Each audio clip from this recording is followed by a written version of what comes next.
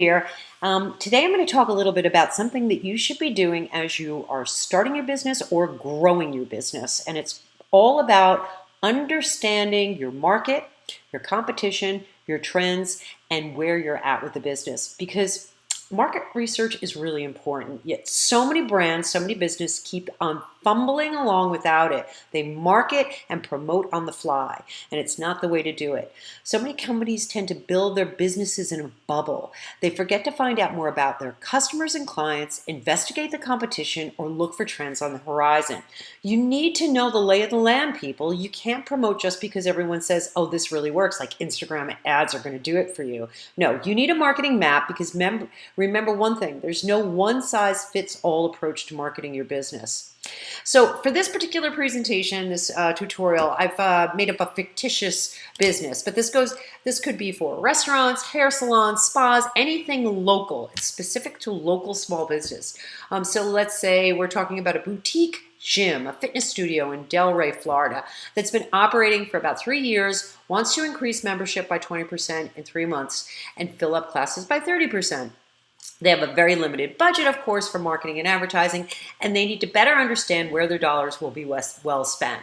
So they're asking themselves, like, will targeted Facebook ads bring in new memberships, outdoor advertising, collaborating with influencers, partnering with other businesses, a refer a friend email campaign, perhaps to existing clients, investing in a new service that's hot and trending, like a juice bar, maybe a direct mailer with a big seasonal discount. A smart market research plan is the beginning of a blueprint for growth for the business owner, right? And it serves two main purposes. One, it helps you understand and become more competitive and more profitable. Good market research should also tell you, if you're open-minded enough to understand, what your services your customers like and don't like, what they're not happy with, what you need to improve, along with what you should be offering that you're not, to keep you relevant and up to date. So what do you research and how do you begin?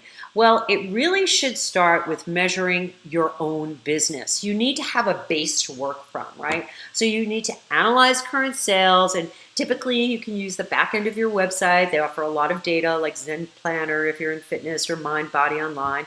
And you also want to measure things like your average client membership retention. How long do they stay members for? Is it 6 months, 1 year? How about revenue per square foot? Are you selling apparel? Are you selling other things to make money for every square inch of your location? Average daily studio attendance, revenue per client membership, right? So, of course, you're going to go into Zen Planner or Mind Body, but you're also going to want to understand a little bit more about where you're located, the 5, 10, 15-mile radius. Who lives there? Who are you tapping into? What is the population like? So there are 3 different sites here that I point to online that you could use. One of them is called Area Vibes. They're going to give you things like population count, density, medium age, male to female ratio, whether they're married, whether they speak English or Spanish or both, right? Understanding who you're going to be tapping into, because a local brick and mortar studio, right, you're going to be only able to market to a certain region area, or they're going to go somewhere else. You're also going to go to sites like Wikipedia and also City Data. And now artificial intelligence is starting to give us information that we didn't have access to before, but with the onset of Google Maps and a lot of location devices, Remash will give you information too if you subscribe to their service, and I recommend that you get a demo online to see what that's all about. Now, when you sign up and use a platform like Zen Planner or Mind Body Online, obviously you can use the tools and the analytics to grow your business as well. And I strongly recommend you do that so you can understand what your current clients and customers are doing. How many classes are they signing up for? How often are they coming to the gym? Are they bringing friends? How long are they staying? Et cetera, et cetera. You're gathering this information because you want to understand your business as best you can. Now, the next way that you're going to research and analyze your business is by using survey tools for current clients and customers. And there are so many out there. And these surveys are not formal, they're not very difficult to run, and most of them are done via the smartphone in real time, like using Poll Everywhere, where you can actually survey and poll your clients while they're in class or right after they left or before the weekend to understand their plans to come to the gym, what classes they're going to take, how clean they thought the shower was, so you can keep your finger on the pulse of what they're liking and not liking about your location. Now, there's also another tool you could use called Swift, right? And again, it's SMS texting surveys, getting real-time feedback. And then there's another one that I like that's pretty easy to use called Simple Texting. And finally, yet another one that is pretty cool as well called AYTM, right? And yeah, I would give them all a ride and see which one works best for you. Now, once you get some of that feedback from your customers and clients and you're asking them questions, like what was it that made you decide to join the gym? How did you find our gym? What other gyms were you looking at? Those are initial questions, along with things like what classes you're currently taking, what are you enjoying, who are your favorite trainers, who are your favorite teachers, right? If you are technology maybe adverse, you can also do these very, very informally by asking questions before and after class, or even leaving informal paper and pen surveys at the desk or in the actual shower area. But the whole idea is the more feedback you have, the more fuel you have to swiftly change and add on or take away or clean up whatever the customers and clients are liking or disliking in your business. Now, additional questions you could ask to your current customer and clients include, do you believe we offer a fair price? What areas would you suggest for improvement? What do you dislike about our gym, including our classes? And I have here an example of what one company did when they created a survey, and they used SurveyMonkey, which is another great online tool to do this. They wanted to understand a little bit more about the people who were coming to the gym or potential prospects. So they wanted to know space and size of the gym that was whether that was important to them, the availability of machines and weights, how much wait time they'd have, the cleanliness of the changing rooms, the staff friendliness. They wanted to get an idea of what they should be focusing on. So the questions are endless and a very big part of market research. So the second part of market research and understanding what you're getting yourself into when you open a gym or you're running it is competitive businesses. And, the whole idea is you want to research online, and I don't care if it's a nail salon you have or a hair salon or a restaurant, you want to research online using the tools that we're going to talk about, read online reviews, in-person visits, get in your car, get on your bike, go sign up for a first-time class, find out what your competition is doing, what their decor is like, what kind of music they play, what kind of people are in the classes, right? You need to do your competitive research. You're looking at size, cleanliness, hours of operation, member demographics, class offerings, membership pricing, and like everything else, it starts with a Google search. So here, with the fictitious gym in Delray, I am looking at not only gyms in Delray, but condominiums with gyms in Delray, because I realized that many of the condominiums and apartment buildings actually promote the idea that there are gyms, and that is taking away from a potential prospect. So one of the things that I'm thinking about, although I'm getting a little ahead, but could I get my personal trainers to come into those gyms to promote ours as a secondary place for these people to work out, sort of doing a collaboration with the condominiums, right? Because it would be a very nice offering for the condominium to sell a selling point that personal training is available in the apartment complex. So another place to go when looking at the competition is Yelp, and I know that a lot of people believe that Yelp reviews are bought, Yelp reviews, bad reviews are hidden, etc., etc. They're still there, and they still need to be read, and there's a lot of information you can find out about what people want in a gym, what they're loving and hating about your competition, and where you stand in the game. So Google reviews and Yelp reviews, very, very helpful. Now, Another place that's not as popular as yet, but to go, is ClassPass. And if you're not promoting your gym on ClassPass, you might want to consider. But here, when you enter in your information, you can see what local gyms within the area are getting in terms of reviews and what people are saying about them. So another place to find out more about your competition. Now, what you're really trying to look for is what currently sets you apart. Is it the price? Is it the location? Is it the reviews? Is it your build out and design? Is it your client perks? Is it your trainers? But you also want to find out what you're lacking or how you might add something or take something away from your business to make it even that more unique and important to prospects. Okay, so additionally, you could be using a tool like Google Analytics because you also want to find out how your clients and customers are finding you in the first place, what's driving traffic. Maybe you were in a local paper or a magazine or online with a review, or perhaps a trainer of yours was online, or you brought in a new class and there was an article written about it. But it also you could also be driven, getting clients from different locations when they're searching. So very, very important that you look at your Google Analytics and the traffic driven to your website. And then, of course, user experience on your website is really important, and Google Analytics will show you what pages may not be working the best for you. Okay, so understanding a couple of very important things. You don't just survey the members you know, because you're going to get biased feedback. So if you're the kind of person that's in your gym on a day-to-day basis, you want to look at those people that maybe come once a week, twice a week, and informally survey them or send them an email or a text and find out what they're thinking about your location.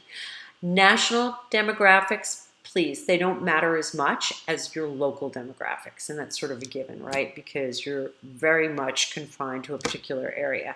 Don't just use online services like I'm showing you. You really want to go and visit the competition and get a taste of what they're offering. And you want to keep in mind, as you're going from competitor to competitor, just because something's trending and cool doesn't mean that it's going to work for your customers. So do a test pilot before you actually go and invest money in a new class or a new trainer or a new juice bar or whatever it might be. So the third thing that you need to be keeping your finger on the pulse of is the idea of staying fresh and what that means. It's important for you to stay on top of whatever is new in your industry. If you want to remain relevant and continue to excite your customers and clients, it's also really useful to expand your knowledge and get new ideas for your business. So where do you find out what's new and trending, and how do you do it? So each week you should take some time to understand which sites you respect, right, in terms of traditional media like fitness magazine, women's health, men's health in this case, along with online media like Greatest and Mind, Body, Green and Well and Good, right, to see what's new, what's fresh, what's cool and hot.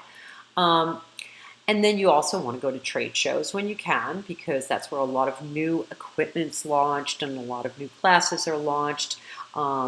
And then you also want to follow influencers, whether you find them on Instagram or your favorite podcasts, because there will be times they'll mention new diets that your customers or clients be talking about, or new equipment that they want in the gym, right? But this is going to keep you fresh and exciting.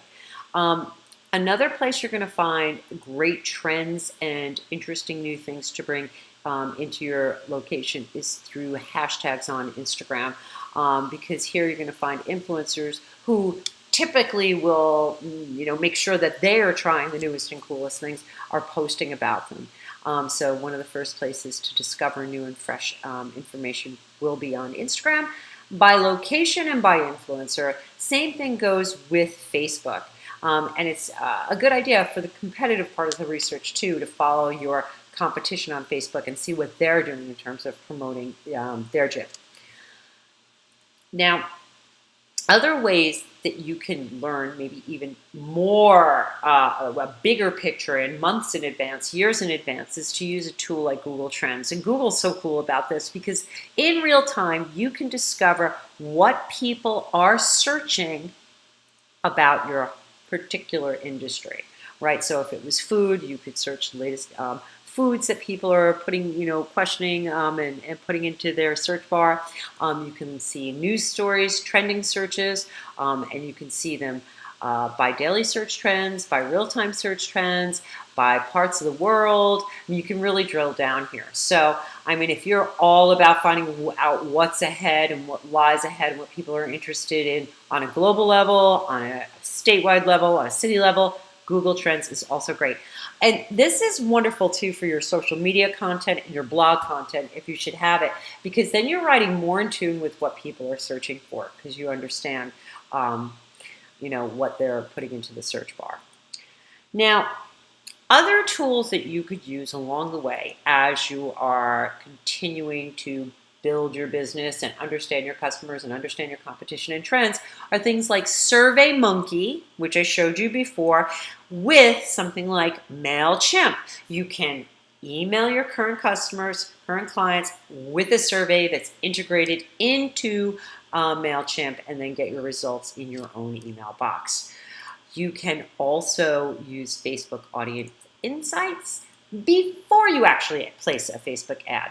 And they give you a lot of information for you to dig into and dive into, including people that are connected to them, including their interests, right? And you can also look at something like social mention or social mention monitoring tools. Here I have two up.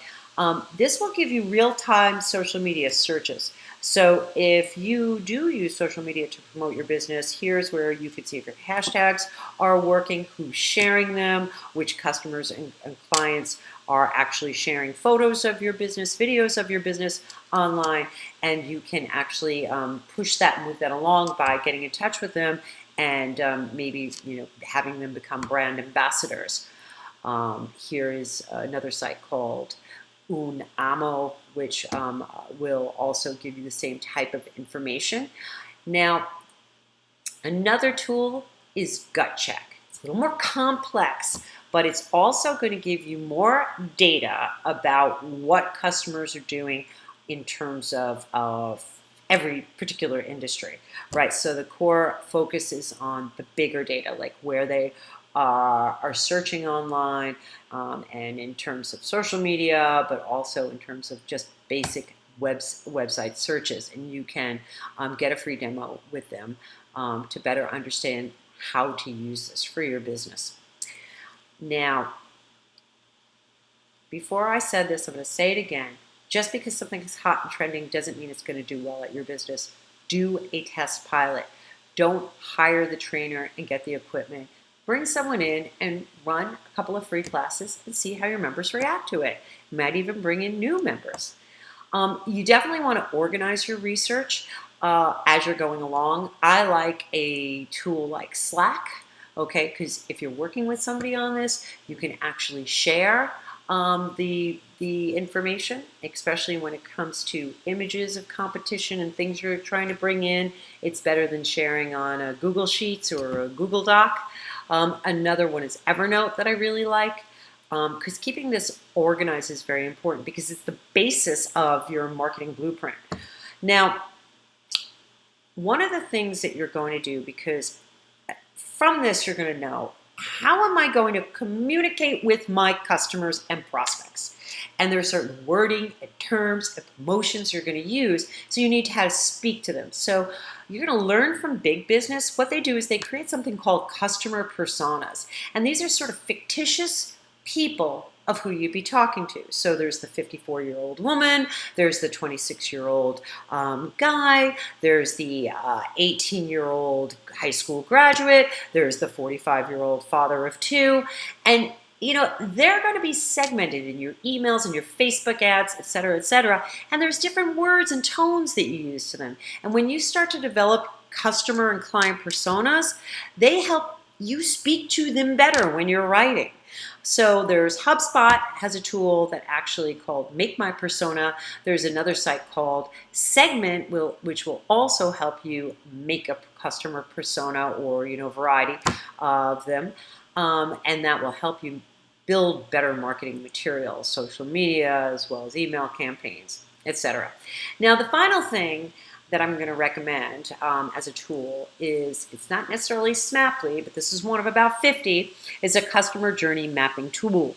Now, what is a customer journey mapping tool? Well, the whole idea of all this market research is for you to better understand how customers and clients find you, how they come to make their first purchase with you, whether it's a membership or a class in this case, then how it is they become loyalists, meaning they come back for more. What were those things that made them come back? How did they love the class? They love the trainer. They love the friendliness. They love your location, your price, whatever.